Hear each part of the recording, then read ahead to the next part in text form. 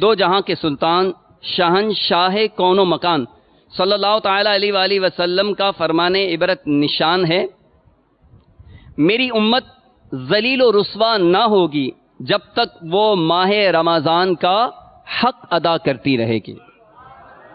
عرض کی گئی یا رسول اللہ صلی اللہ تعالی علیہ وآلہ وسلم، رمضان کے حق کو ضائع کرنے میں ان کا ذلیل و رسوا ہونا کیا ہے؟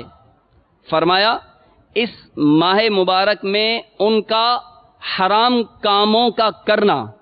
پھر فرمایا جس نے اس ماہ مبارک میں بدکاری کی یا شراب پی تو اگلے رمضان تک اللہ عز و جل اور جتنے آسمانی فرشتے ہیں سب اس پر لعنت کرتے رہیں۔ پس اگر یہ شخص اگلے ماہ رمضان کو پانے سے پہلے ہی مر گیا تو اس کے پاس کوئی ایسی نیکی نہ ہوگی جو اسے جہنم کی آگ سے بچا سکے۔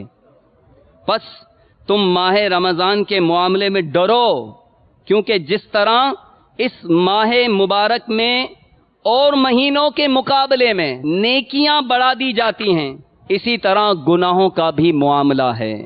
تو اے میرے میٹھے میٹھے اسلامی بھائیوں، آپ نے دیکھا کہ رمضان المبارک کا تقدس پامال کرنے والوں کو اس حدیث پاک میں کس قدر جھنجھوڑا جا رہا ہے۔